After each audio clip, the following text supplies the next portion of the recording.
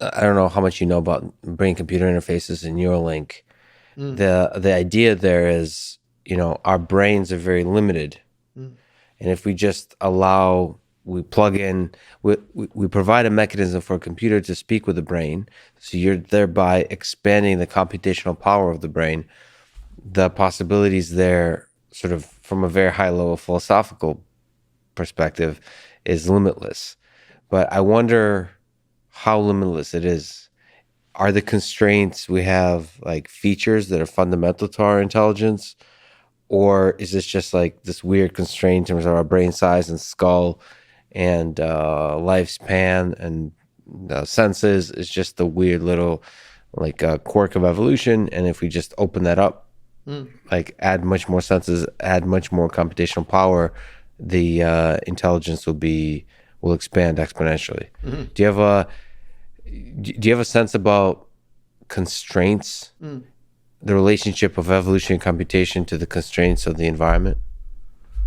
Um, well, at first, I'd like to comment on that, like changing the inputs to human brain Yes, and that would be great. flexibility of the brain. I think there's a lot of that. There are experiments that are done in animals, like Mikangasur at MIT, switching the auditory and visual information Hmm. and going to the wrong part of the cortex, and the animal was still able to hear and perceive the visual environment. And there are kids that are born with severe disorders, and sometimes they have to remove half of the brain, like one half, and they still grow up. They have the Yeah. functions migrate to the other parts. There's a lot of flexibility like that. So I think it's quite possible to hook up the brain with different kinds of sensors, for instance, Hmm. and something that we don't even quite understand or have today, different kind of wavelengths or whatever they are. And then the brain can learn to make sense of it. Hmm. And that, I think, is there's good hope that these prosthetic devices, for instance, work not because we make them so good and so easy to use, but the brain adapts to them and can learn to take advantage of them. Um, and so, in that sense, if there's a problem, I think that brain can be used to correct it. Now, going beyond what we have today, can you get smarter? Hmm. That's really much harder to do. Giving the brain more input probably might overwhelm it. It would have to learn to filter it and focus, and in order to use the information effectively, and augmenting intelligence with some kind of external devices like that might be difficult, I think. But replacing what's lost, I think, is quite possible. Right. So our intuition allows us to sort of imagine that we can replace what's been lost, but expansion beyond what we have. I mean, we are already one of the most, if not the most intelligent things on this earth, right? So it's hard to imagine if the brain can hold up with an order of magnitude greater set of information thrown at it. If it can reason through that. Part of me, this is the Russian thing, I think, is I tend to think that the limitations is where the superpower is. Mm. That, immortality and huge increase in bandwidth of information by connecting computers with the brain is not going to produce greater intelligence. It might produce lesser intelligence. So I don't know. There's something about the scarcity being essential to fitness or performance, but that could be just because we're so Yeah, limited. no, exactly. You make do with what you have, but you don't have to pipe it directly to the brain. I mean, we already have devices like phones where we can look up information at Yeah, any point. yeah, And that can make us more productive. You don't have to argue about, I don't know, what happened in that baseball game or whatever it is, yeah. because you can look it up right away. And I think in that sense, we can learn to utilize tools. And that's what we have been doing for a long time.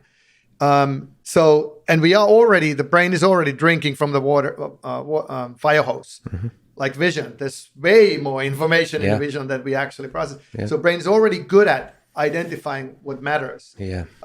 And that we can switch that from vision to some other wavelength or some other kind of modality. But I think that the same processing principles probably still apply.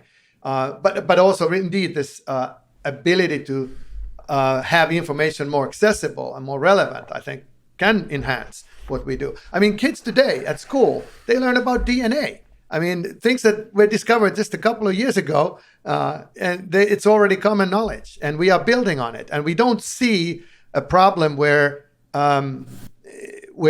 there's too much information that we can absorb and learn. Maybe people become a little bit more narrow in what they know. They are in one field. But this information that we have accumulated, it is passed on, and people are picking up on it, and they are building on it. So it's not like we have reached the point of saturation. We have still this process that allows us to be selective and decide what's interesting. I think still works, even with the more information we have today. Yeah, it's fascinating to think about like Wikipedia becoming a sensor, like so the fire hose of information from Wikipedia. So it's like you integrate it directly into the brain to where you're thinking, like you're observing the world with all of Wikipedia directly piping into your brain. So like when I see a light, I immediately have like the history of who invented electricity, like integrated very quickly into.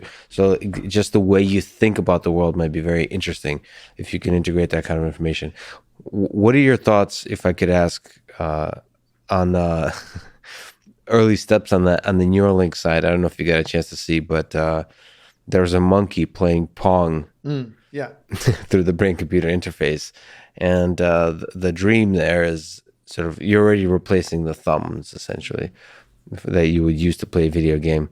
The dream is to be able to increase further the interface by which you interact with the computer. Are you impressed by this? Are you worried about this? What are your thoughts as a human? I think it's wonderful. I think it's great that we could do something like that. I mean, there are devices that read your EEG, for instance, and humans can learn to control things using just their thoughts in that sense. And I don't think it's that different. I mean, those signals would go to limbs, they would go to thumbs. Now the same signals go through a sensor to some computing system. It still probably has to be built on human terms, not to overwhelm them, but utilize what's there and sense the right kind of patterns that are easy to generate. But that I think is really quite possible and wonderful, and could be very much more efficient.